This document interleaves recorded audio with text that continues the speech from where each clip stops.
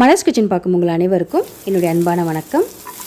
இன்றைக்கி புடலங்காய் முட்டை பொரியல் எப்படி செய்யுது அப்படின்னு தான் இந்த வீடியோவில் போய் பார்க்க போகிறோம். ஸோ வாங்க இதை எப்படி செய்யுதுன்னு பார்க்கலாம். பேனில் 4 டேபிள் ஸ்பூன் அளவுக்கு எண்ணெய் சேர்த்துக்கணும். எண்ணெய் இப்போ நல்லா சூடாகிடுச்சு. இதில் 1/2 டீஸ்பூன் கடுகு சேர்த்துக்குவோம். அதுக்கப்புறமா கொஞ்சமாக கருவேப்பிலைகள் சேர்த்துக்கலாம். ரெண்டும் நல்லா பொரிஞ்சு வாசனை வந்த பின்னாடி இதில் ஒரு பெரிய வெங்காயத்தை பொடி பொடியாக கட் பண்ணி இதில் சேர்த்துக்கிறேன். வெங்காயத்தை நல்லா பச்சை வாசனை போய் இதை நல்லா கண்ணாடி பதம் வர வரைக்கும் வதக்கிக்கலாம்.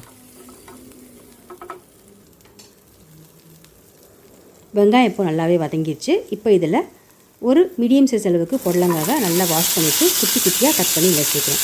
இது மெஷர்மெண்ட் கப்பில் 1 கப் அளவுக்கு இருந்தது. இது கூடவே கொஞ்சமாக உப்பு, அப்புறம் 1 டீஸ்பூன் மிளகாய்த்தூள், அப்புறம் 1/2 டீஸ்பூன் மஞ்சள்தூள் சேர்த்துட்டு எல்லாத்தையும் நல்லா கலந்துக்கலாம்.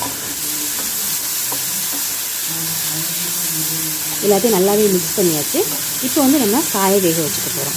இதை 5 நிமிஷம் நம்ம மூடி வச்சு வேக வச்சுக்கலாம். இப்போ 5 நிமிஷம் ஆயிடுச்சு. மூடி திறந்து பார்க்கலாம். ஸோ பாருங்கள், காய் எல்லாமே ரொம்பவே நல்லா வெந்துருச்சு. இப்போ எல்லாத்தையும் ஒரு தடவை நல்லா மிக்ஸ் பண்ணிவிட்டு இதில் நம்ம முட்டை சேர்த்துக்கலாம்.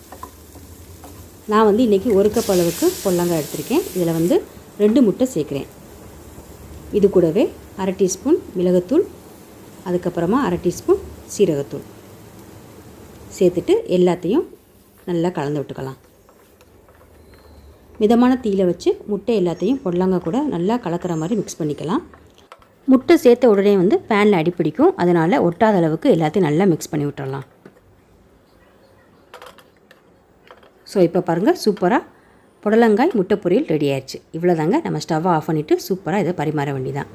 சூப்பரான புடலங்காய் முட்டை பொரியல் ரெடி ஆயிடுச்சு. நீங்களும் இதை வீட்டில் ட்ரை பண்ணி பார்த்துட்டு எப்படி இருந்துச்சுன்னு கமெண்ட்ஸை சொல்லுங்கள்.